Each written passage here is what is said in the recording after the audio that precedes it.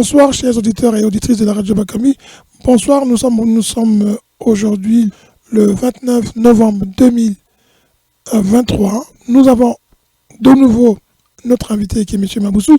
M. Maboussou, il va revenir parce que nous avons voulu avec lui parler d'un thème qui le tient à cœur, lui qui est expert dans le milieu pétrolier, mais qui est aussi amoureux et toujours attaché au Congo-Brazzaville. Et donc, son amour du Congo l'emmène à toujours pousser des réflexions, comment aider et servir ce pays. Alors, on va parler avec lui aujourd'hui. Monsieur Maboussou, bonsoir. Oui, bonjour Monsieur Bélébé. Un réel plaisir d'échanger avec vous à travers votre radio Bakambi. Et bonjour aussi à tous vos auditeurs. Merci beaucoup, Monsieur Maboussou. On a eu la dernière fois avec vous un entretien qui a bousculé beaucoup de gens. Beaucoup de gens nous ont appelés pour nous dire qu'ils ont découvert un sachant, mais que vous étiez caché, qu'on ne savait pas où vous étiez. Donc, vous avez bien voulu revenir pour apporter encore beaucoup plus de votre savoir, comme on dit. Et donc, aujourd'hui, on va parler d'un thème qui est très important, on va parler des ressources du Congo. Alors, le thème exact, c'est, on va essayer de comprendre, enfin, j'espère que je pourrai bien traduire ce qu'on va dire, c'est comment valoriser les ressources congolaises. Donc, vous parlez des ressources minières et tout ce qu'il y a dans le sol, tout ce qui est produit, mais vous parlerez aussi des ressources humaines. C'est bien ça, notre thème d'aujourd'hui, pour lequel vous êtes allé, vous allez intervenir. Tout à fait. Tout à fait. On va parler des ressources naturelles, des ressources humaines, parce que on ne peut pas ne pas aller tendre vers le développement sans intégrer l'homme qu'est le Congolais au centre donc de cette ressource-là. Voilà. D'accord. Alors, on va essayer dans le temps qui nous est imparti de faire tout ça, mais avant qu'on puisse entrer dans le vif du sujet pour que les gens puissent encore mieux comprendre le message que vous voulez porter et que vous portez normalement, je vais vous demander, est-ce que vous avez suivi le discours du président de la République du Congo, le président Denis Sassou Nguesso, discours dans lequel il y a deux points qui nous semblent importants. Discours, ça a été fait le 28 novembre, alors que je sache, le 28 novembre n'a jamais été célébré au Congo, mais apparemment, désormais, cette date qui est connue comme étant la date de la proclamation de la République du Congo va entrer dans les événements et les fêtes à célébrer. Merci pour votre question. Pour répondre à ce sujet, je dirais que il y a trop de fêtes au Congo et l'heure de la bamboula ou de la jouissance est révolue. Il faut que les gens se mettent résolument au travail parce que journée de célébration de la République ou je sais pas quoi, nous ferons de cette journée-là donc du produit intérieur brut de cette journée parce que ce sera une journée ouvrée. Donc, les fonds générés par cette journée de travail serviront à aider nos personnes de troisième âge et aussi la mère et l'enfant, l'handicapé. Voilà, des pistes peuvent être analysées dans ce sens-là.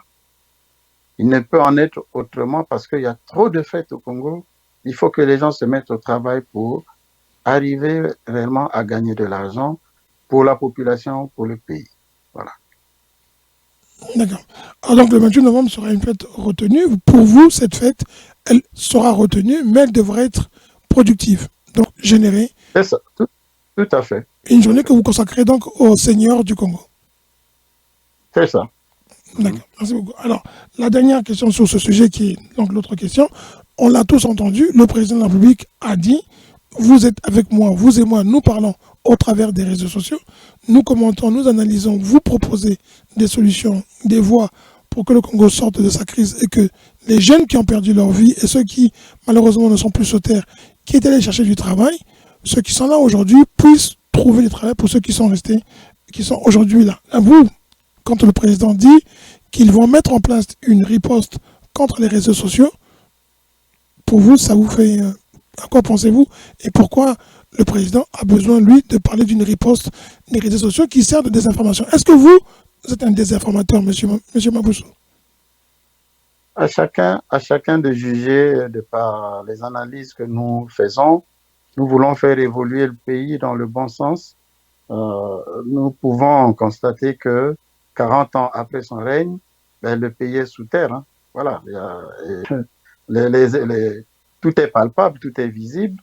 Donc, aller se mettre à dos les réseaux sociaux alors que le monde est devenu un village planétaire, alors que aujourd'hui, si un événement se fait quelque part, les satellites sont mobiles partout et visibles partout, l'information est immédiatement sur le net. Donc, je ne sais pas s'il va créer un monde à lui, où il va faire la censure sur le net, où il va continuer à tuer les Congolais comme il sait le faire.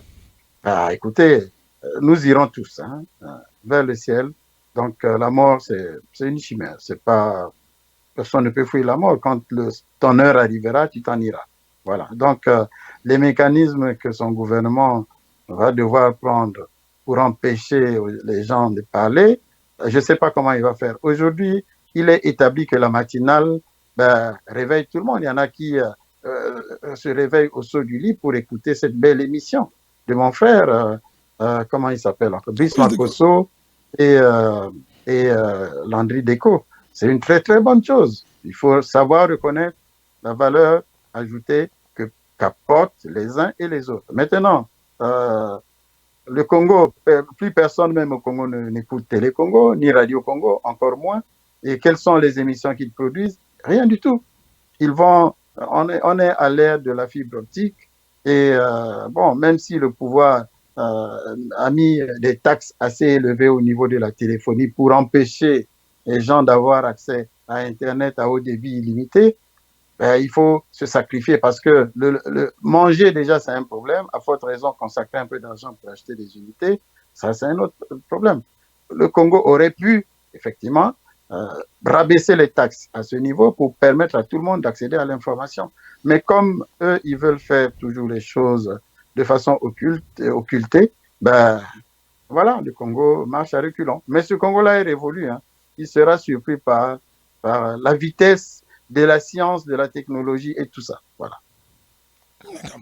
Je vous remercie beaucoup. En tout cas, c'est pour le clin d'œil fait à Déco. J'imagine que vous faites le clin d'œil à tous ceux qui, comme nous, détenons des médias en ligne et que nous essayons d'apporter à vous la parole et à tous ceux qui nous écoutent des analyses pour pouvoir comprendre la situation dans nos pays et dans le monde. Alors, on va passer dans le sujet, le vif, qui est la valorisation de nos ressources, donc des ressources congolaises. Moi, je vous pose une question d'entrée, c'est quelles sont les ressources dont dispose le Congo qui, pour vous, il faut mettre en valeur? Les ressources dont dispose le Congo sont les hydrocarbures et les mines, c'est le bois, c'est la terre,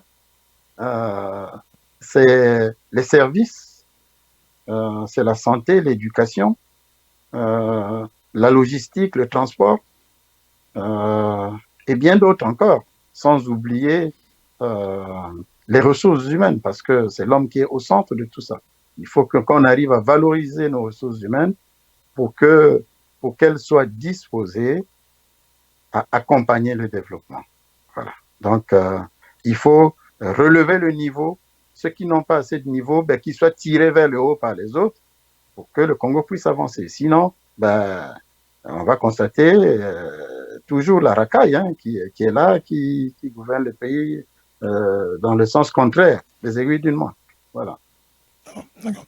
Alors, votre plan de mise en valeur, comment vous le mettez en place? Et de quoi vous parlez quand vous dites on va mettre en valeur les ressources? De quoi il s'agit?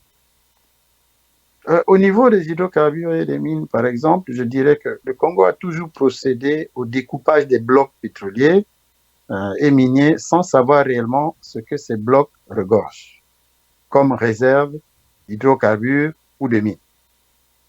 Les sociétés étrangères y mènent les campagnes géophysiques, prospectives et même spéculatives.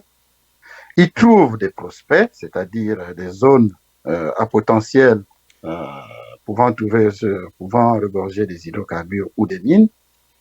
Ils y annoncent des découvertes ensemble avec leurs associés, avec lesquels chacun mène les études d'exploration, puis on confronte les résultats. Parce que Total, s'il est dans un même bloc avec Chevron, Total ne va pas flouer Chevron pour lui dire que voici, j'ai découvert 1 milliard de barils, alors que Chevron va dire non, c'est pas 1 milliard, c'est 3 milliards. Les deux, les résultats sont quasiment les mêmes. Mais malheureusement, Pour les Congolais, c'est autre chose. Hein. C'est une autre paire de monde, c'est-à-dire que négligents, préoccupés par l'enrichissement facile, par des raccourcis peu orthodoxes, ben, eux, ils prennent pas le temps d'analyser la ressource et de faire avancer la science par rapport aux ressources humaines dont dispose le pays. Donc, l'objectif fondamental serait de découvrir en premier ces gisements dormants par nous-mêmes, en évaluer les réserves récupérables, procéder au découpage des blocs une fois qu'on sait que on a découvert une réserve de temps, ben, au lieu que ce soit une seule société, on divise ça en 4, on crée 4 blocs. Et on fait un appel d'offres. Voilà. Les sociétés pétrolières vont venir candidater et puis chacun respectera le cahier de charges de l'appel d'offres. Donc, on va valoriser ces ressources en phase de développement. C'est au cours de cette phase même de développement du gisement qu'intervient ce qu'on appelle l'architecture pétrolière. Après avoir analysé au laboratoire le type d'hydrocarbures trouvé dans la roche, vous vous rappelez la dernière fois, je vous ai dit qu'il en avait 7. Hein. Il y a le Nkosa, il y a le Ngeno, il y a le Nemba. Le Nemba, c'est ce que nous partageons avec l'Angola sur le bloc 14, ouais, le bloc 14 avec Chevron. Voilà. Et puis, estimer les réserves récupérables, délimiter le gisement, définir le nombre de puits d'injection et des puits de production, parce que quand vous avez un gisement, parfois on a besoin d'utiliser l'eau pour pousser le pétrole vers la sortie des puits et tout ça. Voilà. Donc, on décide du choix de la plateforme de production, du mode d'enlèvement des hydrocarbures. Donc, tout ça, pour qu'on arrive à le faire, il s'agit de participer collégialement à l'exploitation donc de cette ressource et en tirer le meilleur profit pour le bonheur du Congo et des Congolais. Il faudrait aussi investir dans le gaz, dans la biochimie, dans les biocarburants, les énergies renouvelables pour les projets locaux, parce qu'on ne pourra pas vendre nos énergies renouvelables à l'extérieur. Ça sera un appui pour pouvoir développer effectivement, comment ça s'appelle, les industries au niveau local. Pour cela, il faut informer le peuple dans la transparence de tout ce que nous faisons au fur et à mesure de l'évolution donc des projets et travailler d'arrache-pied pour atteindre ces objectifs. Les acteurs qui boosteront cette production percevront la rémunération à la hauteur de leur investissement et des revenus engrangés. Ce n'est pas le cas de ce que nous constatons aujourd'hui. Comme je l'ai dit la dernière fois, je ne veux attaquer personne, je veux juste présenter les avantages que nous avons de pouvoir valoriser nos ressources.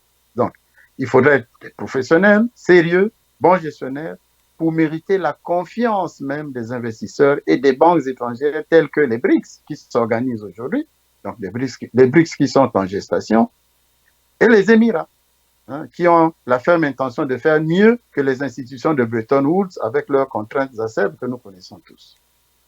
Voilà ce que je peux dire au sujet donc des ressources naturelles, du pétrole ou des mines, mais il y a une dernière notion que nous appelons le portage. Le portage, c'est quoi? Total découvre une ressource, Total dit, bon, nous avons 90% dans la ressource et le Congo a 10%. Mais il faut que chacun investisse à hauteur de sa contribution, de sa part, dans le capital donc de recherche et de développement de ce gisement. Or, le Congo n'a jamais investi parce que, toujours à court d'argent, le Congo fait quoi? Il se fait donc porter par. Or, Total fait quoi? Le portage qui a fait tant fortune aux opérateurs et du tort aux pays producteurs doit à jamais être révolu. Le producteur va solliciter à faible taux d'intérêt les financements auprès des banques étrangères où il est crédible en hypothéquant le gisement découvert dont les réserves ont au préalable été surévaluées pour que l'accès au crédit soit imparable et sous-évaluées pour le pays propriétaire du domaine minier pour mieux piller la ressource. On associe le pays qui n'a de crédibilité dans ses banques, qui se fait donc porter par l'opérateur sur ses fonds propres, dans les coûts d'exploration qui tournent autour de 3% d'intérêt, de développement qui tourne autour de 5% d'intérêt et d'exploitation autour de 9% d'intérêt. Je vais vous prendre un exemple. En phase de développement, un gisement peut avoir pour coût 10 milliards de dollars. 10 milliards de dollars, c'est beaucoup d'argent, voyez-vous. C'est vraiment beaucoup, beaucoup, beaucoup d'argent. Mais c'est un crédit que ces gens-là vont prendre auprès des banques. Hein. Ils ont fait en sorte que nous n'ayons pas la crédit. Seuls eux y ont accès. Mais à contrario, ils trouvent de l'argent pour prêter donc à la Société nationale pour se faire porter. Donc, ce sont des coûts que le pays rembourse, soit par des versements en espèces, soit sous forme de part de brut sur la production à venir, dont les paramètres économiques ne sont connus d'avance, prix du baril, cours du dollar, etc., soit sous forme de crédit d'impôt. Donc, une diminution de l'assiette fiscale. Vous voyez? Donc, 60% des revenus des hydrocarbures et des mines doivent être versés au trésor public, dorénavant. OK? Qui les placerait donc dans les banques commerciales sous forme de dépôt à court terme. Les intérêts ainsi générés permettraient de financer des projets économiques et sociaux. Voyez-vous? De sortir sous terre un Congo nouveau. L'accès au crédit bancaire par les nationaux serait encadré de façon à booster l'économie et de facto de relever le produit intérieur brut et de créer de nouvelles classes de riches congolais. En ce moment-là, 40% qui resteraient donc dans ces banques extérieures se serviraient donc au financement des biens et services de l'État, parce que l'État, vous savez que l'État est obligé parfois d'importer des biens et des services pour son fonctionnement. Or, quand l'argent part du Congo, c'est un casse-tête à cause des problèmes de transfert. Voilà, qui est un casse-tête chinois, donc il y a trop de contraintes, ce qui fait que quand l'argent se trouve déjà à l'extérieur, c'est une très bonne chose pour le Congo pour pouvoir faire face à ses obligations. Voilà. Maintenant, je peux vous prendre un petit exemple par rapport à ce sujet. La Côte d'Ivoire a décidé, il y a de cela 4 ans, de ne plus importer les ebembadoula, le poulet. Corollaire, elle a mis un très fort taux douanier à l'importation pour dissuader les récalcitrants et a permis le portage par l'État de 50 Ivoiriens pour accéder au crédit bancaire et constituer donc le lobby incontournable sur cette ressource qu'est le poulet. Il faudrait ainsi multiplier les opportunités dans tous les secteurs et le Congo se développera en un laps de temps assez raisonnable. Vérifiez avec la Côte d'Ivoire, vous verrez que ce qu'ils ont fait dans le cas du poulet, c'est beau, c'est énormissime et c'est bien. Pourquoi? Simplement parce qu'on a fait confiance en les Congolais, du nord, du sud, de l'est, de l'ouest. En des Ivoiriens, vous voulez dire? Des Ivoiriens plutôt, oui. Pour comment dirais-je, pour booster ce secteur d'activité, et on a créé des riches. Hein? Donc, l'exploitation minière devra faire l'objet de contrats de partage de production et de transformation locale pour donner de l'emploi aux jeunes. Voilà un peu ce que je peux dire au sujet des hydrocarbures et des mines. Voilà les deux tournant quasiment autour des mêmes objectifs. Alors, quand vous voulez valoriser ces deux principales richesses, à côté, les Congolais savent qu'il y a le bois, qu'il y a des taxes, des impôts qui sont prélevés à la source même des salaires des Congolais. Il y a la TVA qui est prélevée. On a un scandale TVA qui, en ce moment, a amené le ministère de l'Enseignement sur la lumière, là où les juges maintenant regardent de près ce qui s'est passé au ministère de l'Enseignement. Et vous avez toutes ces ressources-là, plus ces richesses-là, vous voulez les mettre en valeur, mettre le Congolais au travail, créer de la valeur ajoutée. Pourquoi aujourd'hui ce n'est pas fait? Est-ce qu'on n'a pas ces experts-là? C'est question de volonté politique. Si les objectifs sont tournés dans un autre sens, c'est sûr qu'on ne peut pas arriver au même résultat. Donc, vous voyez, par exemple, comment la famille et les amis se sont accaparés tous les contrats. Donc, on ne peut pas aller vers le développement si c'est juste une frange de la population qui fait même base sur les richesses du pays. On ne le dira jamais assez. Il faut avoir le sens de partage pour permettre à tout le monde de profiter des ressources du pays. On est tous de passage, personne n'a hérité du Congo, nous avons tous en partage cette terre qu'est le Congo, partageons ces richesses, voilà. Il ne Donc, s'agit pas de faire la politique pour barrer la route aux autres, parce que c'est arrivé, notre tour est arrivé, on s'installe et puis voilà. Venez nous déboulonner, on verra. Le langage de M. Bruno Itoa, oui, nous sommes là, voilà, Ebonga, Ebongate, on est là. Mais ça c'est rétrograde. C'est pas bon, c'est pas bon. Il faut aller vers le rassemblement, le consensus, pour permettre à tout le monde de pouvoir profiter des besoins du pays, des richesses du pays, parce que nous avons tous les mêmes besoins. Il n'y a pas quelqu'un qui mange 20 fois la journée parce que il a une sorte de boulimie ou parce qu'il est plein d'argent. Et on n'a même plus appétit. Donc on fait quoi avec tout cet argent? Ça dort dans les paradis fiscaux et ça fait plaisir. Vous avez le bois. Le bois devra être transformé in situ. Vous avez par exemple, je vais prendre l'exemple, deux exemples. Vous avez Pokola, vous avez Ngouade, qui seraient des villes rénovées en perspective. Voilà. Donc des kits mobiliers seront mises à la disposition de la consommation, hein, notamment des écoles et de la chaîne immobilière à coût raisonnable, accessible à toutes les couches de la population, et non ce qu'ils ont fait en Pisa ou ce qu'ils ont fait je ne sais pas où les maisons sont à 30 millions, 40 millions, 60 millions, où il n'y a que eux qui ont accès à ces richesses-là. Mais le commun de mortels n'y accède pas. En fait, il faut aller vers le sens de partage où on peut distribuer les logements aux populations. Voilà. Qui les rembourserait à très court terme, mais après leur avoir garanti du travail. Parce que ce n'est pas le travail qui manque. Et il faut faire ça, cette chaîne immobilière, dans les 12 départements, sans compter les grandes villes. Donc, le benchmarking et la répression doivent être de mise pour garantir la réussite d'un tel défi vers le développement.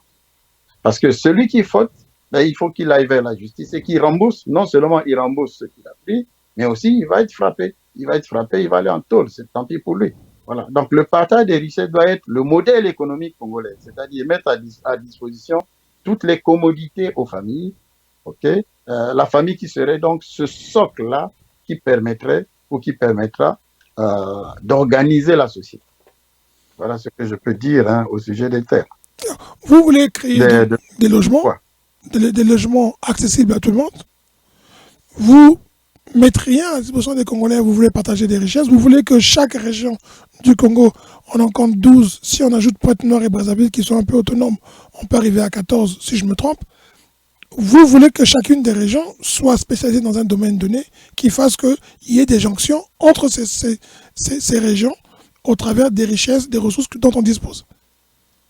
Effectivement, on tombe sur les terres, les problèmes des terres. C'est-à-dire qu'on peut aller vers ce qu'on appelle les trusts, où 5 entités se mettraient ensemble. Les propriétaires terriens, les communautés villageoises, les jeunes désœuvrés, l'État et les investisseurs éventuels, parce qu'on n'est pas obligé d'avoir des investisseurs. On va produire pour nous-mêmes, pour notre consommation locale. Maintenant, la surproduction irait à l'autre là, comment on appelle, à l'exportation. Donc, ceux-là en constitueraient le capital. Ils en seraient actionnaires sur toute la filière. Donc, depuis le planting des denrées jusqu'à l'agro-industrie et même le e-commerce.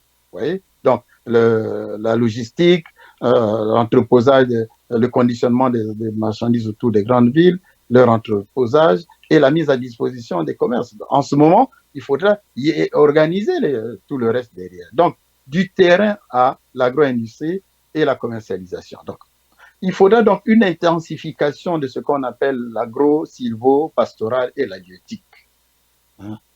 Il faudra une centrale des engrais, une centrale des semences, okay, des cultures, okay. On peut aller vers l'agro-industrialisation du moukalou, okay, du poisson, du misala. Dans le Niari, il y a beaucoup de misala. Du manioc et du foufou bien blanc et caoutchouteux. Nous, on en a connu à Matsumba à l'époque. Tout le monde était content de pouvoir acheter cela. De l'igname, nous en avons l'igname. Nous avons l'igname à Djambala, dans les plateaux et tout. Et l'arachide, il n'y a pas meilleur arachide au Congo que l'arachide des plateaux. Pourquoi on ne peut pas vulgariser cette commercialisation au lieu d'aller nous planter les acacias? Vous ne voyez pas que le Congo est mal monitoré, hein? Il y a la banane, l'autre là, comment ça s'appelle, un peu plus loin, à l'Essara, il y a le maïs, il y a la pomme de terre.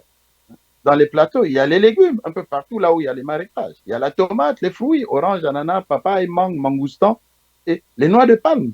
Sans oublier le vin de palme. C'est-à-dire, nous ne commercialisons même pas le vin de palme, quelque chose qui nous est naturel et qui est bio et qu'on retrouve partout. Le tcham-tcham et tout ça. On peut industrialiser et commercialiser ça. Il y a beaucoup de Congolais qui sont à l'extérieur qui seraient désireux d'en consommer. Sans oublier le café, le cacao. On se rappelle, vers les années 66, le Congo était pays producteur de café et de cacao. L'ONCPA venait récupérer, placer une partie chez Ofnacom, une autre partie à l'exportation. Les mangues Alphonse de l'Oudima étaient vendues jusqu'en Allemagne. Mais nous avons fait des preuves. Pourquoi on ne peut pas revenir en arrière et relancer l'économie comme telle? Nous avons la canne à sucre. Avec la canne à sucre, on peut faire du rhum. Nous avons le bois, nous avons l'EVA. L'EVA, ça peut faire du caoutchouc. Nous avons la charcuterie. Aujourd'hui, Total est en train d'expérimenter au niveau de l'Allemagne, comment on appelle, la bio, les énergies animales, des graisses animales. Ils ont même occulté, interdit l'importation de ces graisses-là en Chine pour se focaliser sur ça au niveau de l'Allemagne. Mais le Congo peut produire. Hein, comment on appelle le président de la République a commencé à faire un ranch. Mais qu'il donne à 50 Congolais la possibilité d'avoir des ranchs, on va vendre les graisses animales que vont produire ces ranchs-là à Total pour pouvoir sortir les biocarburants. Parce que l'objectif du kérosène de demain, c'est d'arriver à le mélanger avec le biocarburant pour qu'il soit moins cher.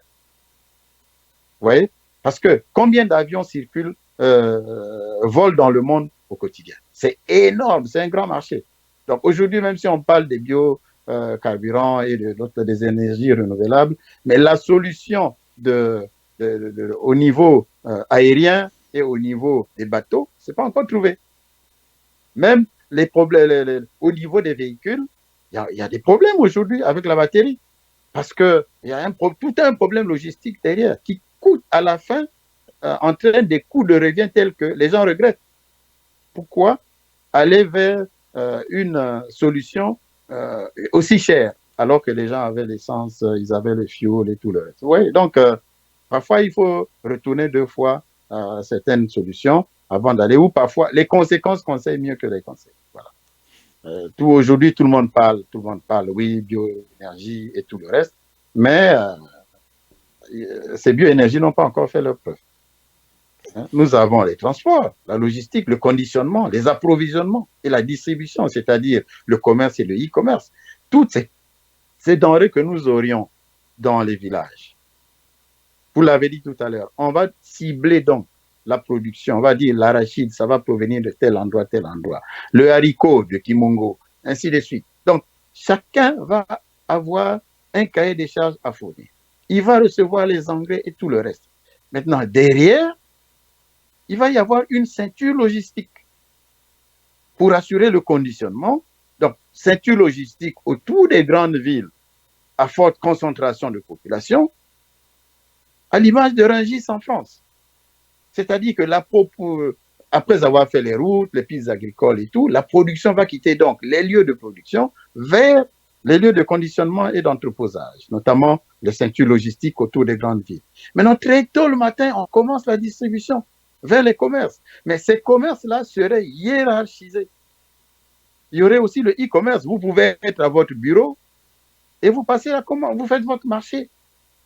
Il y aurait les marchés domaniaux, il y aurait la hiérarchisation du commerce dans le sens comment on appelle, par arrondissement, on peut avoir un hypermarché, un marché domanial, par quartier, on peut avoir un supermarché, par bloc, on peut avoir 2 supérettes, mais la supérette serait l'élément fondamental de distribution qui reviendrait à une famille.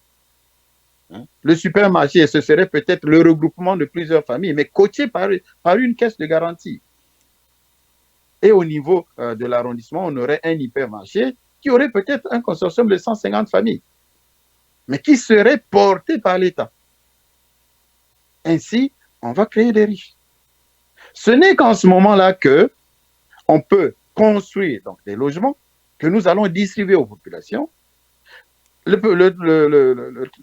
Chaque famille aurait eu du travail, monsieur, madame. On va revaloriser légèrement le SMIC pour que les gens soient en mesure de supporter leurs charges. On va voir comment, dans ce package, prendre un peu, s'il y a des enfants, affecter une partie de cela à l'éducation des enfants. Et certainement aussi au cours du soir, pour les doyens qui n'ont pas eu la chance d'aller à l'école, parce que vous savez que l'école est morte depuis 30 ans, pour les seniors. Donc, il y aurait donc la santé qui viendrait se greffer à ça. On pourra en parler un peu plus loin. Et le transport urbain par bus ou par bus propre ou un tramway. Il faut aller vers les défis que l'on peut être en mesure de relever parce que nous avons l'argent. On fait un tramway à Brazzaville et un tramway à Pointe-Noire. Nous n'avons pas besoin de métro. Nos villes sont belles. Le tramway doit être visible parce que la ville de Pointe-Noire est marécageuse. On ne peut pas faire du souterrain. C'est des surcoûts inutiles. On fait un tramway qui va faire une ceinture autour de la ville. Donc, ça va circuler autour de la ville avec des petites bretelles. Voilà. Et puis, on fait des rocades et des routes où tout le monde pourrait circuler en réglant le problème des embouteillages et tout. Voyez-vous? En ce moment-là, on peut imaginer des abonnements mensuels pour les familles. Il n'y aurait plus de 100 ou des bêtises comme ça. Voilà. Mais chacun aurait donc de quoi subvenir à ce besoin et organiser sa famille comme tel. Mais j'insiste, il faut un coaching dans le management du travail. Donc, sous forme de commerce, de logistique ou de coopérative, qu'on vulgariserait à partir du mobile money. C'est-à-dire, on va éviter que les gens utilisent l'argent fiduciaire ou scriptura, non fiduciaire, mais les gens vont utiliser la mobile money. Avec votre téléphone, vous pouvez aller faire les courses auprès de la supérette ou du supermarché et autres, et on fait la comptabilité de ce que vous avez pris à la fin du mois ou le jour même, on débite votre compte, ainsi de suite. Si vous avez choisi le paiement mensuel, on vous débite à la fin du mois. En tout cas, nous ne sommes pas nombreux. Ce modèle de société peut être enrichi et permettre l'éclosion d'un nouveau Congo. En ce moment, les approvisionnements peuvent se faire tôt le matin ou de façon sporadique quand les gens ont sur appel, quand les gens sont dans le besoin. Mais attention, il faut respecter les règles de sécurité, de qualité, de sécurité d'environnement, c'est-à-dire contrôle inopineux d'hygiène, sécurité alimentaire, assainissement, le prix, la pulvérisation des produits bio anti-moustiques. Voilà un peu ce que je peux dire par rapport au partage des ressources avant d'aller vers la santé, ici qui est un sujet, et puis poursuivre notre débat, quoi. Vous valorisez les ressources pour mettre en valeur, pour investir dans les secteurs clés, les secteurs importants de l'économie. Vous investissez dans les structures sanitaires, agricoles, et vous puisez l'argent dans les ressources minières et toutes ces ressources qui permettent au Congo de pouvoir mettre en valeur son pays.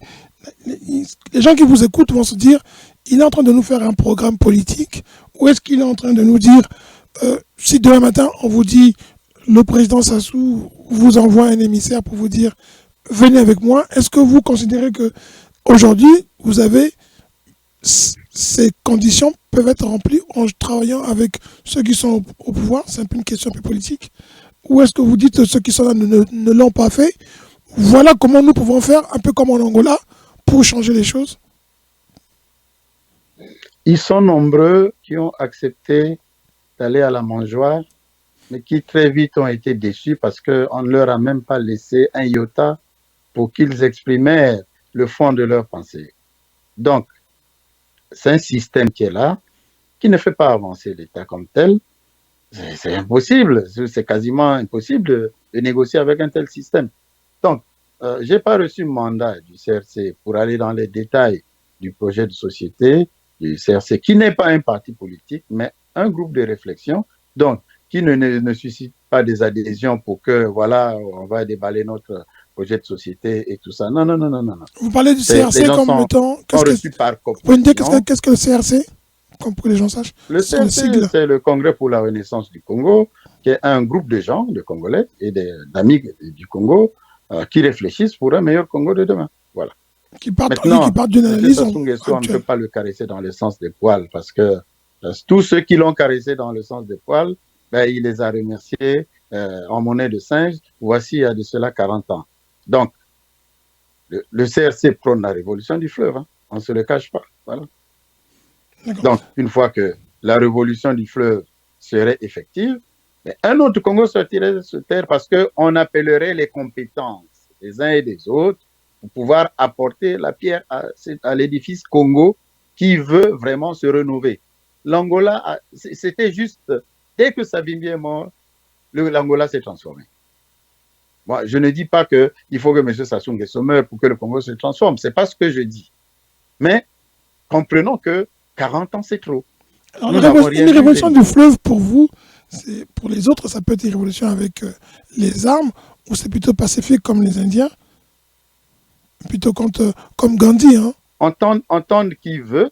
Je vous ai dit que nombreux sont ceux qui sont allés au dialogue qui ont été proposés par le pouvoir. Nombreux sont ceux qui sont allés au gouvernement de l'âge Union nationale proposé par le pouvoir. On est à la case départ. Il a même racheté toutes les oppositions. En dehors de M. Clément Mirassa qui est là-bas, qui essaie de s'opposer à tout ce qui se dit, et peut-être d'Embatello et les autres, de l'IDC Focal. Il a fait une OPA sur toute l'opposition. Pardon? Il a fait une OPA, on va dire, sur toutes les oppositions. Oui, c'est ça. Il a fait une OPA sur toute l'opposition. Vous voyez bien que Yuki ne fonctionne plus. Il y a deux franges. Il y a une qui est soutenue par le pouvoir et une autre qui essaie de sortir la tête de l'eau malgré tout. Malheureusement, il n'avance pas. Or, on ne peut pas écouter une seule voix dans un pays. Une assemblée monocolore où tout le monde dort. Je crois que vous avez vu, hein, pas plus tard que hier. Les gens dormaient. Alors que le chef de l'État prononçait son discours. Tout le monde dormait. Voilà pourquoi je dis cette journée doit être ouvrée pour montrer l'exemple et travailler. Et cette ressource permettra de prendre en compte la vie de nos parents. Donc, ceci va m'amener donc à la santé, par exemple, où on parlerait de la mutualisation et la hiérarchisation de la santé par arrondissement.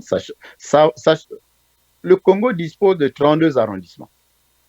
Okay? Quand vous prenez les arrondissements de Brazzaville, de Pointe-Noire, d'Oyo, de Ouando, d'Olizi, de Mosenjo, ainsi de suite, de Infondo, il y en a 32. Et nous avons 90 districts. Les villages, bon, je n'ai pas pris la peine de pouvoir les compter, mais en fonction de la densité de la population. Donc, à Brazzaville, par exemple, nous avons une très forte densité de la population. On aurait un CHU digne de ce nom. Celui qui est là, on le rase.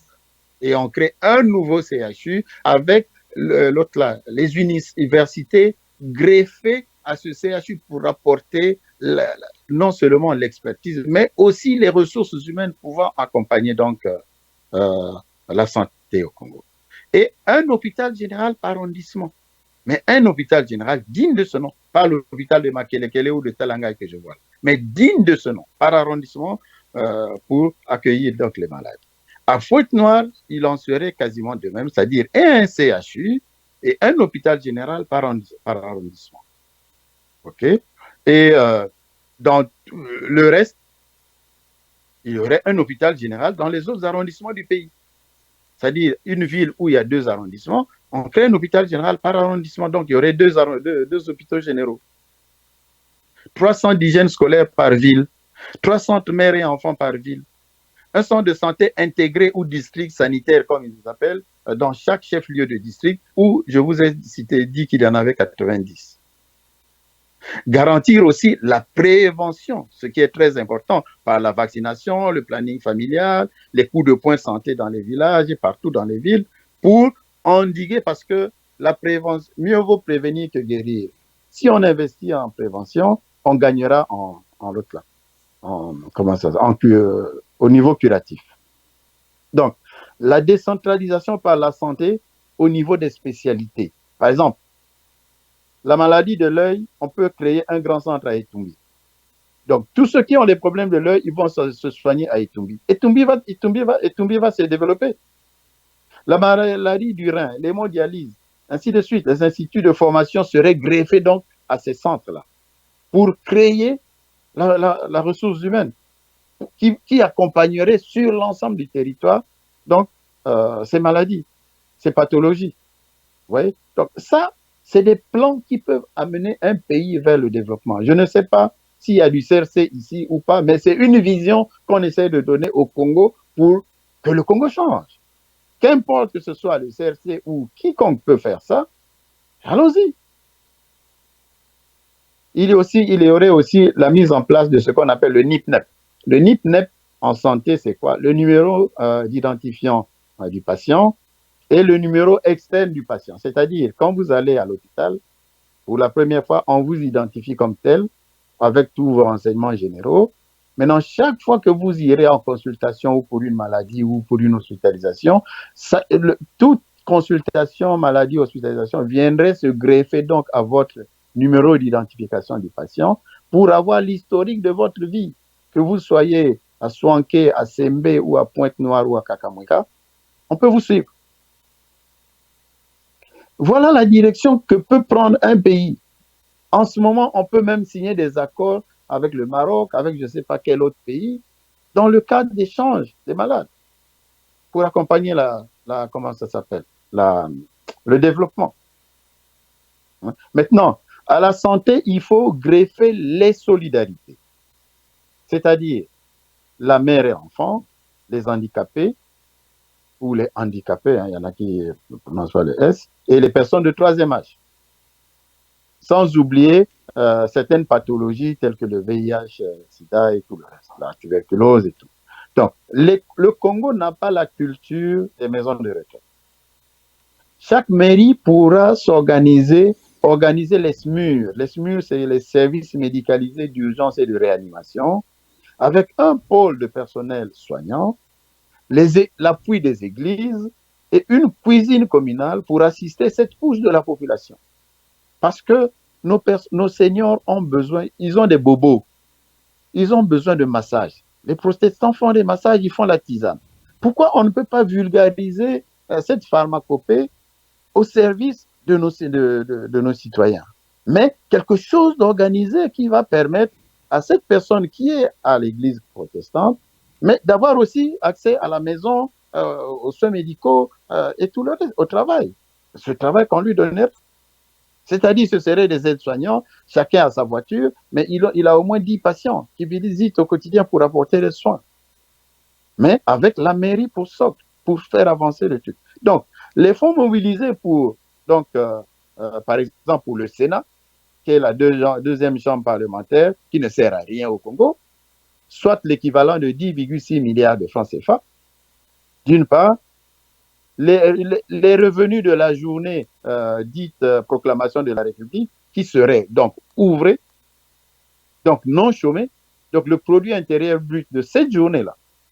Ajoutez à cela 2% de la provision investissement diversifié, c'est-à-dire dans le cas des contrats de partage de production, 1% de la production pétrolière va dans ce qu'on appelle les provisions pour investissement diversifié. Vous avez vu, on a dit, oui, la SNPC a construit une belle école à Oyo. Ce n'est pas la SNPC, c'est l'argent des Congolais, c'est 1% de la production pétrolière. La SNPC elle-même culmine à 1900 milliards de dettes de francs CFA. Ils vont trouver l'argent où? Ils n'ont jamais découvert de gisement de pétrole. Ils vont trouver l'argent où pour faire des dons, sinon que l'argent des Congolais eux-mêmes. Vous comprenez? Donc, tout ce package peut permettre, effectivement, d'apporter des solutions de solidarité aux Congolais parce que la majorité des sénateurs sont grabataires. Ils vont se soigner en France avec le budget de l'État. Mais pourquoi ne pas donner cette chance à tous nos seniors d'accéder à cela et fermer le Sénat comme tel, qu'on n'en parle plus. Vous voyez un peu les réflexions qui sont miennes et que je mets à la disposition de quiconque veut orienter le Congo vers le développement. Voilà. Alors vous avez un projet aussi pour la fonction publique, vous avez les marchés publics que vous voulez pratiquement vous avez beaucoup de choses que vous remettez en cause. Quand je pense à la fonction publique, vous révalorisez les salaires des hauts cadres, des ministres, des directeurs centraux généraux qui culminent au-dessus pour certains de 10 à 15 millions. Vous revoyez tout ça et vous redistribuez à tous les travailleurs, vous créez de l'emploi. On a perdu des jeunes qui sont partis. Là, au Congo, on nous a fait le reproche sur cette radio qui nous disions qu'il n'y avait qu'un seul, il n'y avait pas beaucoup d'employeurs au Congo. L'armée était le premier, on l'a vu. Beaucoup de jeunes sont au chômage. La fonction publique, pour vous, elle n'est pas pléthorique, elle est à revoir. Merci pour votre question. La fonction publique, elle est pléthorique, elle culmine à 80 000 fonctionnaires, 79 719, quelque chose comme ça. Mais bon, ça titille les 80 000. Donc, elle est pléthorique et en majorité analphabète. Donc, il va falloir prendre... C'est pas sévère ce que vous dites? Hein? Analphabète, oui. C'est pas sévère? Oui, parce qu'on a fait venir les parents et tout. Voici, il y a la place pour toi, mets-toi là et tout. Et donc, non seulement il y a pléthore, il y en a qui se disputent des chaises, tu vois, ou le bureau.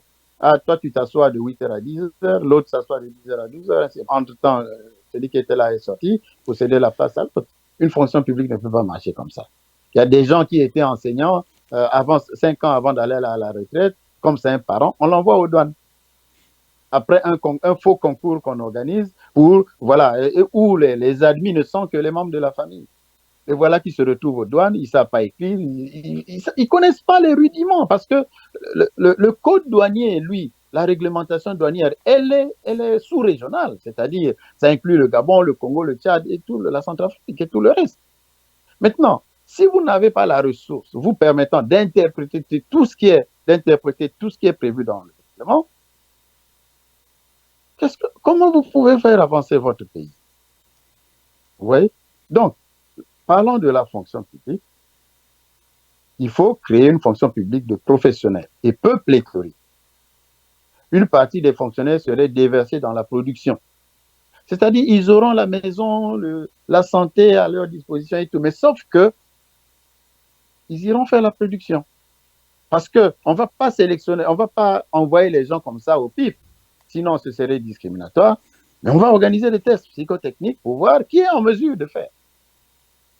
À partir du job description, c'est-à-dire de la description du travail, enfin du poste, okay?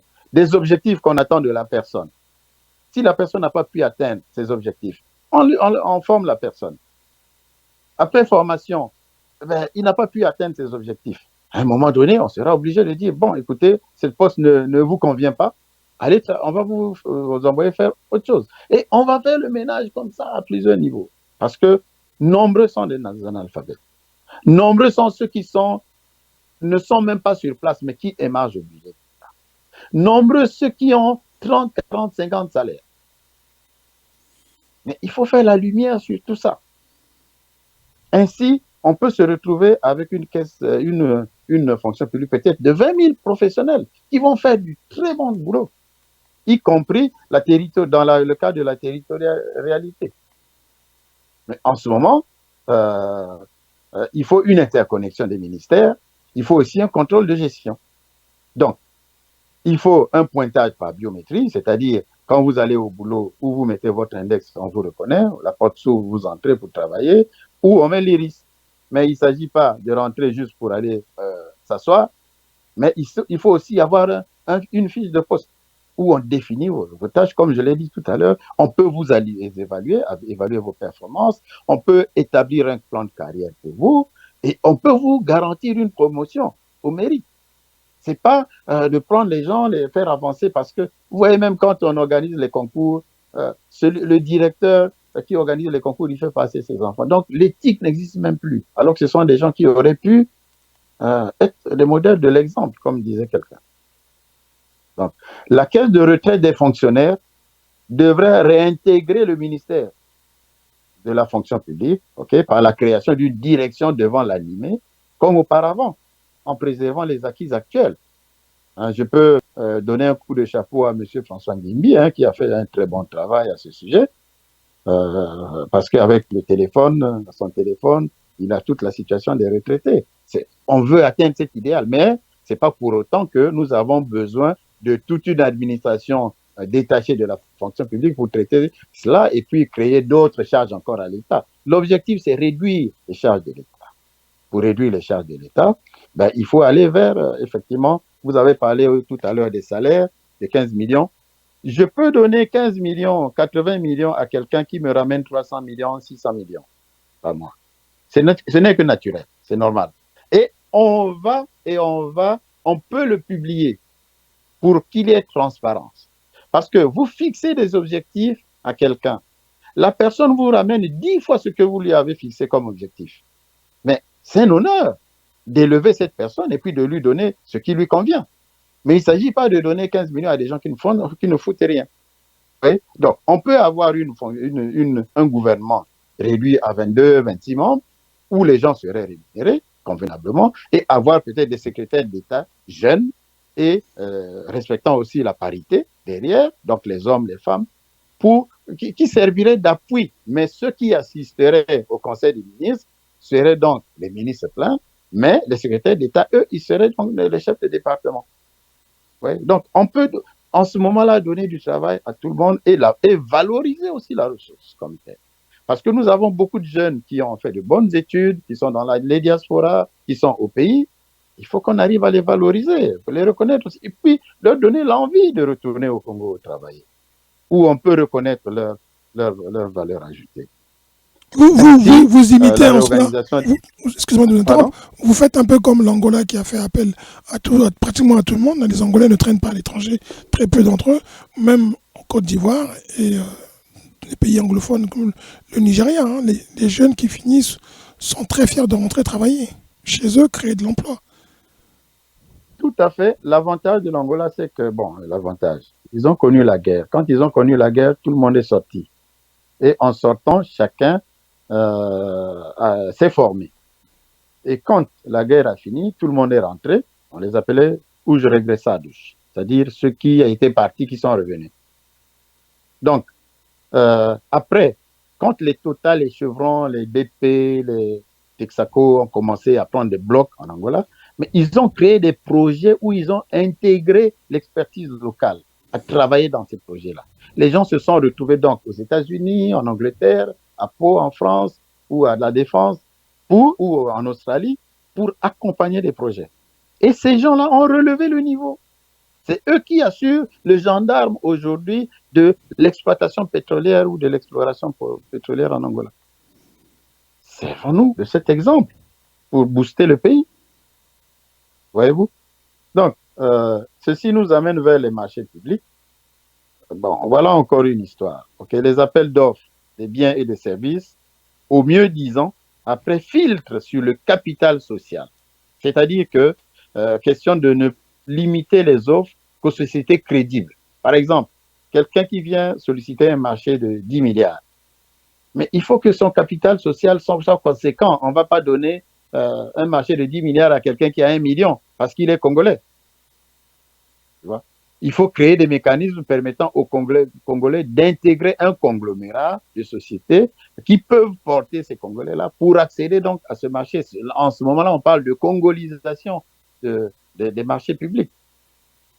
On peut dire le Congolais, lui, il a 51%, l'étranger qui vient, lui, il a 49%.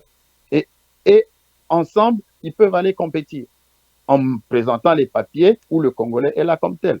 Il ne s'agit pas d'aller donner le marché à un ministre, les papiers à un ministre qui va vous signer. Non, il faut passer par une commission digne de ce nom qui fait des appels d'offres tels que je suis en train de vous le présenter. C'est-à-dire, à partir du capital, on peut enlever des sociétés peu crédibles. Il faut une caution de garantie à hauteur d'un certain pourcentage du montant du marché que vous allez bloquer jusqu'à l'exécution du marché, complète du marché. Il faut des offres administratives. Dans les offres administratives, il y a quoi? Il faut être en règle avec le fisc, il faut que la société soit en règle avec la CNSS. Il faut qu'il y ait un plan de QHSE, c'est-à-dire de qualité, santé, sécurité, environnement, c'est-à-dire certification ISO, donc pour voir que votre entreprise est arrimée aux dispositions internationales. Donc il faut une certification ISO, il faut un plan de sécurité, il faut une étude d'impact environnemental par rapport au projet auquel vous voulez soumettre et sociétal, parce qu'il faut intégrer aussi les populations dans votre projet. Il faut l'hygiène, il faut la santé des travailleurs et leurs familles, si la convention collective le permet.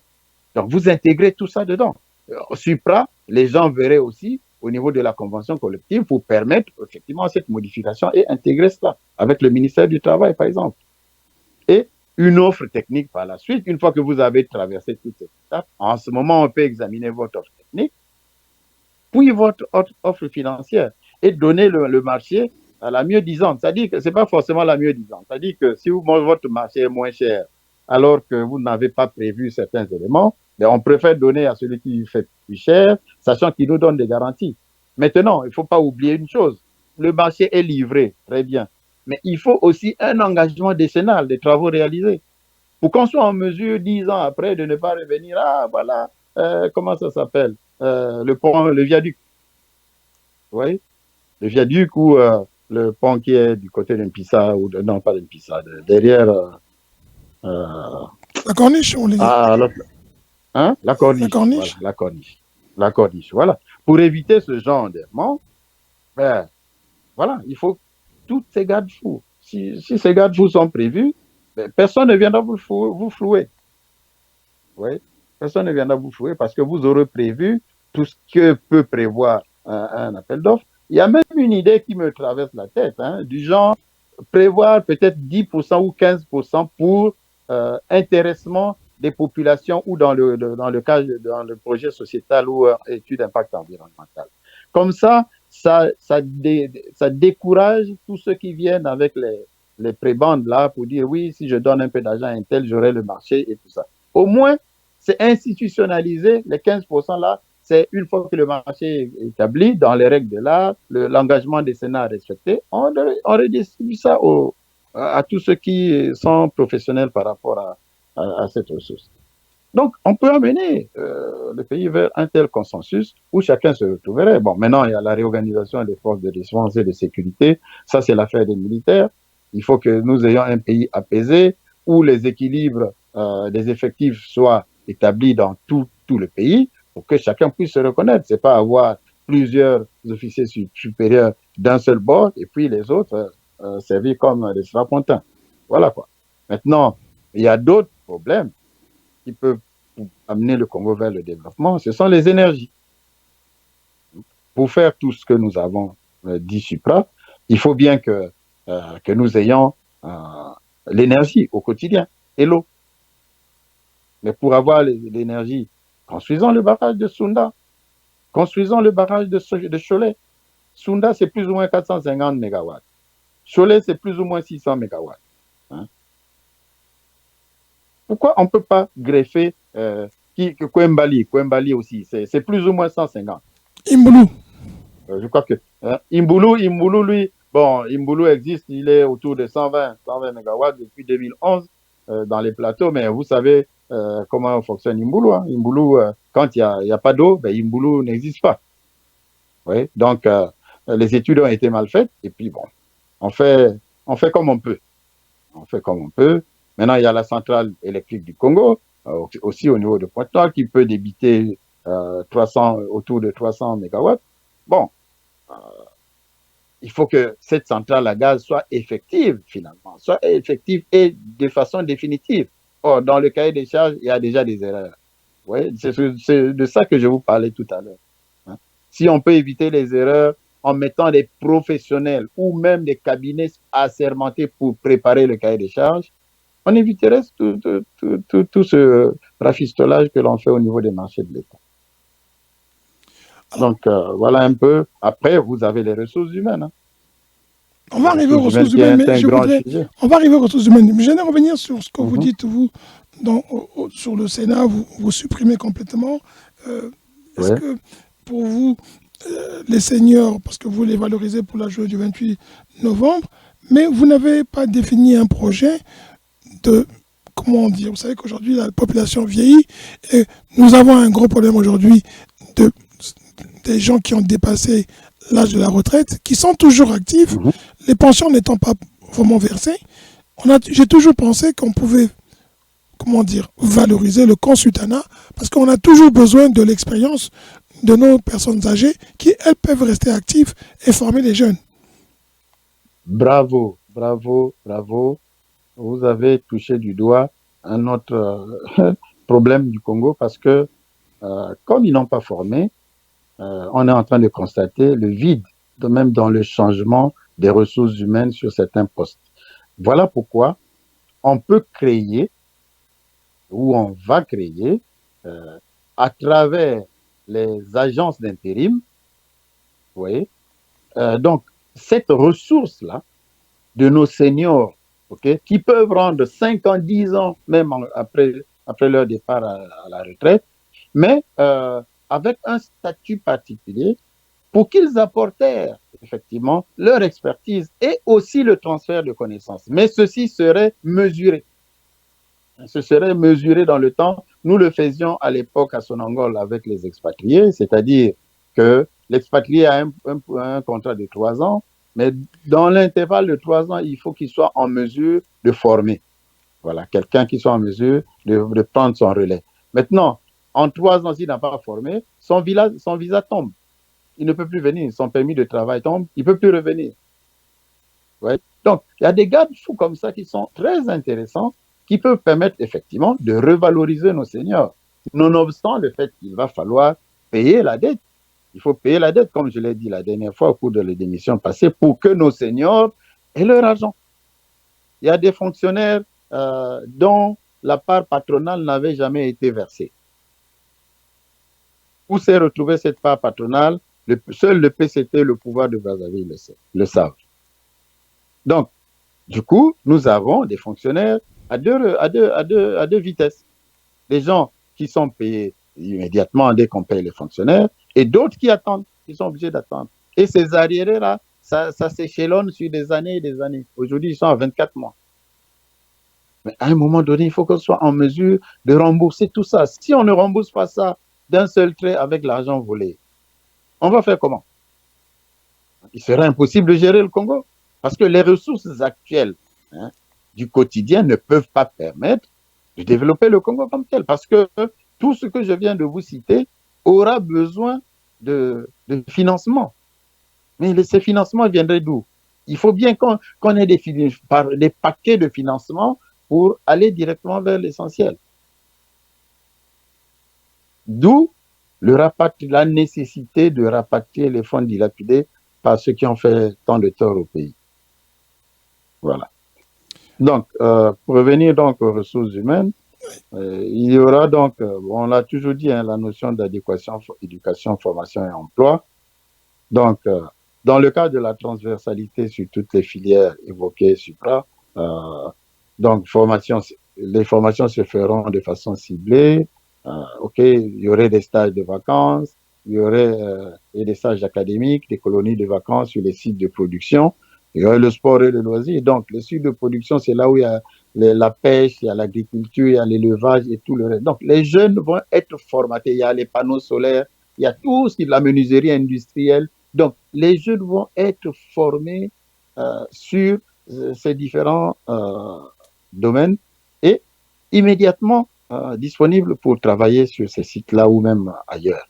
Et donc, on répondra de par la formation aux besoins immédiats du pays, au lieu de former que... Bon, c'est vrai, on a besoin de philosophes, on a besoin d'écrivains et tout ça, mais envoyons plus de monde à la formation, donc là, qualifiante, pour que ces gens-là soient immédiatement disponibles pour pouvoir apporter une valeur ajoutée au pays. Donc, il faut créer des écoles des énergies, des mines, des moteurs, de la métallurgie, de l'environnement, du transport, de la logistique, l'école du bois.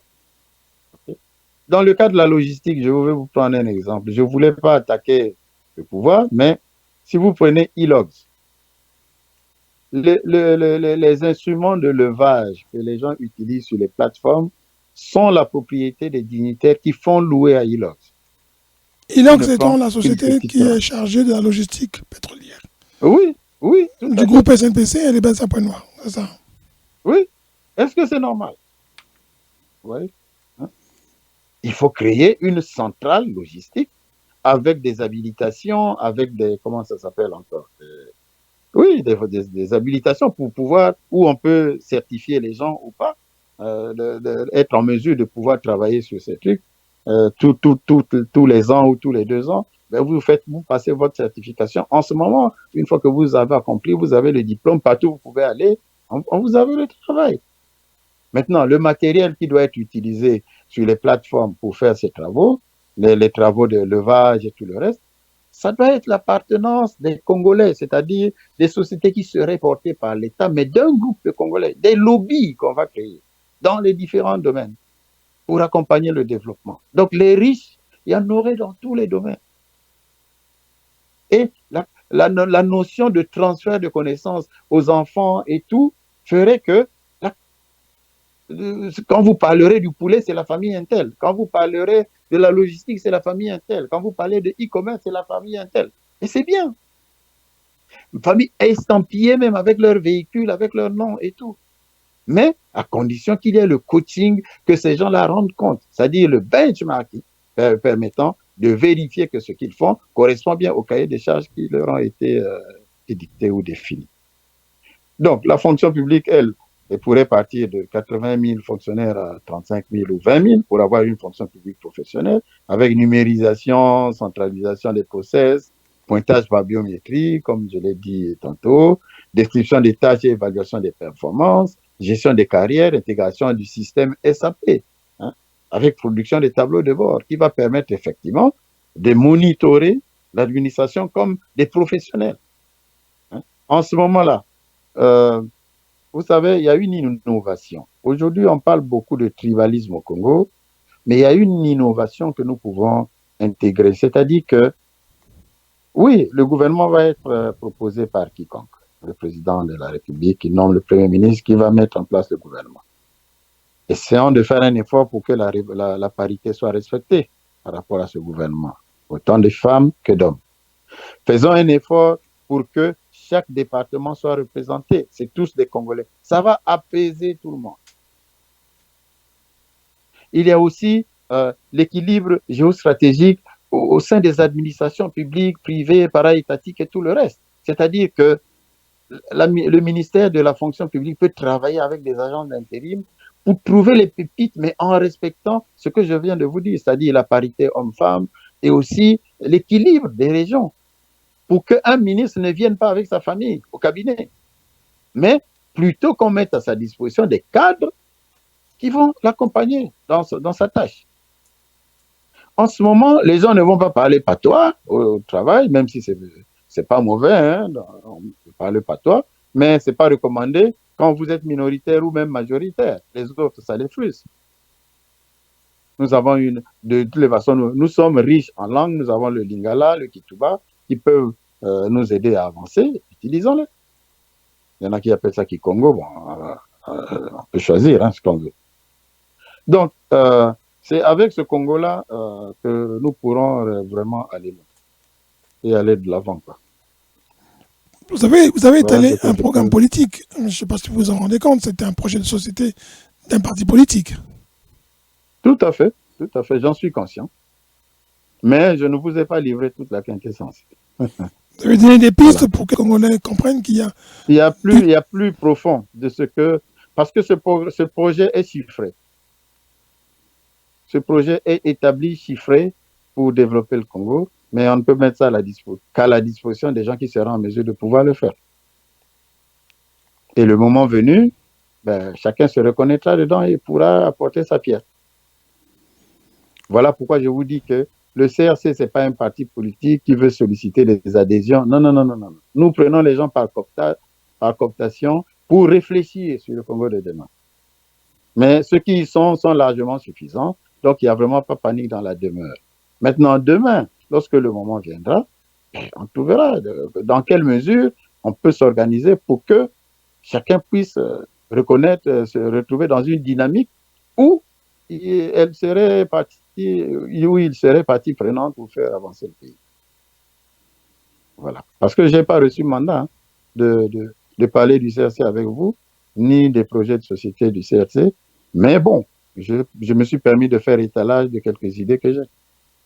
de votre expertise et de ce qui vous permet de dire que vous avez observé, analysé le Congo et vous donner des pistes pour que l'on sache qu'il y a de l'espoir et que les Congolais sont capables de travailler et qu'on n'a pas besoin d'aller chercher de la main-d'œuvre ailleurs, ni encore de l'intelligence ailleurs. C'est ce que vous dites. Tout à fait. Tout à fait. Je me base beaucoup sur l'exemple de l'Angola, de la France. Vraiment, ces deux pays principalement.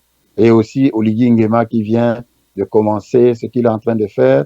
Je regarde avec un œil assez ouvert et alerte tout ce qui se fait là. Parce qu'en Angola, ils n'ont pas hésité à construire 800 000 maisons. Hein. Ils ont construit 800 000 maisons. Kilamba, vous entendez parler du quartier Kilamba. Mais c'est énormissime. Énorme. Oui. Le Congo peut construire 300, 400 000 maisons et donner aux familles. Et de distribuer aux Congolais. Alors, quand je dis distribuer, ce n'est pas gratuit, mais donner du travail qui permette aux gens de supporter leurs charges et à terme bénéficier de ces ouvrages. Mais un Congo propre, bien, où des villes seraient refaites, requalifiées. On ferait la requalification de nos grandes villes et non le spectacle qu'on nous présente. Je vous ai parlé de Pointe-Noire la dernière fois, qui s'inonde. Mais à un moment donné, il faut qu'on s'asseye pour dire, bon, basta, on a sorti toute la population parce que chacun a reçu le logement, construisons bloc par bloc une nouvelle ville de Pointe-Noire, où chacun va se reconnaître, où il fera beau. On peut prendre Pointe-Noire en exemple. Il en serait de même de Brazzaville et des autres villes du pays. Maintenant, on construirait dans les périphéries où on développerait donc les activités agro-silvopastorales et halieutiques et tout le reste, tout de la menuiserie industrielle et tout ce qui va avec, pour effectivement apporter tous les besoins dont la ville a pour son fonctionnement au quotidien. Voilà ce que je peux vous dire comme piste de développement du Congo de demain. Mais demain, là, c'est déjà immédiat, quoi. C'est là. Parce qu'on a perdu trop de temps, inutilement. M. Mamboussou, je vous remercie beaucoup. C'est mettons-nous au travail. Nous sommes là et nous avons la capacité. Ressources, comme on dit, naturelles et ressources humaines. Chiffrées, vous savez exactement avec ce que le Congo dispose. Pour vous, on n'aura même pas besoin d'aller emprunter de l'argent, je pense, au FMI et ailleurs. Avec ce que nous avons, en valorisant ce que nous avons, nous aurons les moyens d'être peut-être un petit Botswana ou une petite Suisse au Congo, comme beaucoup de présidents l'ont promis. Je peux même avant de... Oui, vous avez déjà conclu, mais je peux non, pas conclu ajouter un petit quelque chose. Je peux ajouter un petit quelque chose en disant que j'ai vu le rafistolage du ministère des Hydrocarbures qui dit que oui, on va booster l'économie congolaise, la production pétrolière, on a réorganisé, ils ont créé je ne sais pas quoi là. Ça, c'est du rafistolage. Et je vais vous prendre en exemple ce que le rafistolage que le ministère des Hydrocarbures a fait avec l'aide d'un cabinet étranger, américain ou je ne sais pas quoi, pour réorganiser le ministère et tout. Ils ont créé l'amont, l'aval et tout ça. Mais ça, c'est du rafistolage. C'est du rafistolage. Il y a mieux et encore mieux qu'on peut faire, mais je ne peux pas faire étalage de cette solution parce que nous n'avons pas affaire à des gens visionnaires. Vous voyez? Demain, ils verront que, ces gens-là avaient quand même de très bonnes idées. Maintenant, quand tu reconnais que ta limite, ton intelligence s'arrête là, permet à l'autre de prendre le relais pour faire avancer. En ce moment-là, comme les maillons d'une chaîne, comme je l'ai toujours dit, chacun apportera sa pierre à l'édifice et le Congo sera un nouveau Congo où il ferait bon vivre pour nos petits-enfants, parce que pour nos enfants, c'est déjà sacrifié aujourd'hui. Donc, ce sont peut-être nos petits-enfants qui pourront en jouir. Mais sinon, c'est des générations entières qui ont été sacrifiées sur l'autel de la bêtise de ceux qui gouvernent le Congo aujourd'hui, quoi. Voilà. Ils avaient promis l'énergie pour tous ou le gaz après leur accession à la présidence de l'OPEP, allaient demander aux Congolais de Brazzaville, de Pointe-Noire, de Dolisie, de Rwanda, d'Oyo, s'ils ont le gaz dans les ménages. Ça, c'est Bruno Ito. Je suis désolé de l'attaquer, mais bon, je ne voulais pas attaquer les gens aujourd'hui. Mais bon, on est en politique, à un moment donné, il faut dire la vérité. Ce sont les hommes publics, donc vous avez la liberté qui est la vôtre de pouvoir attaquer les hommes publics. Tout à fait. Oui. Alors moi, je sais que beaucoup de gens auraient envie que vous parliez encore plus et que vous leur donnez encore plus d'éléments. Je pense que vous en avez donné beaucoup et beaucoup de pistes. Vous suscitez beaucoup d'espoir. Et dans une des communications que j'ai reçues, c'est que beaucoup de leaders politiques et beaucoup de Congolais ont suscité de l'espoir. On espère que vous ne serez pas un espoir vain et que vous tiendrez vos paroles. Si l'occasion vous est donnée de pouvoir mettre en pratique ce que vous venez de dire et de faire que ce que vous avez dit est plausible et possible. Je vous laisse le dernier mot de la fin. En tout cas, merci d'être venu. Je vous laisse le dernier mot de la fin. C'est vous qui allez conclure. Oui, le plaisir est mien tout le temps que j'échange avec vous. Voilà, de cela 2 fois déjà. C'est le Seigneur qui a fait que nous soyons ensemble pour que nous puissions partager. Je sens que nous sommes en symbiose parce que vous êtes aussi un cadre du pétrole. Vous savez de quoi nous parlons et vous savez quelles sont les ressources qui sont engrangées dans ces domaines-là pour que le pays puisse effectivement trouver toute sa dimension sur l'échelle internationale, au-delà du spectacle qui nous est offert aujourd'hui, comme si on avait affaire à des amateurs, à des gens qui n'aiment pas leur pays, alors que ils prennent soin d'eux-mêmes, mais ils prennent jamais soin de leur prochain. Or, le Congo de demain doit être ce Congo de partage où chacun sera valorisé suivant sa substance et puis où chacun trouvera qu'il fait bon vivre au Congo et il pourrait y rester au lieu de rester dans le froid, dans ces pays où on ne veut quasiment plus de nous. Et dans vos pays aussi, on ne veut pas de nous, parce que ceux qui sont là veulent gouverner sans vous, et on va nous mettre où? On deviendrait des apatrides. Hein? Donc, il faut aller vers le sens du partage pour permettre l'éclosion d'un nouveau Congo et se surpasser que vraiment le Congo puisse être sauvé. Merci. Merci, M. Maboussou. À très bientôt. En tout cas, j'espère que les Congolais auront. S'ils veulent vous contacter, ils savent qu'ils peuvent passer par nous et nous transmettrons le message. Merci beaucoup, M. Maboussou. À très bientôt. C'est moi qui vous remercie. Hein. Merci de votre temps. Merci. Au revoir. Au revoir.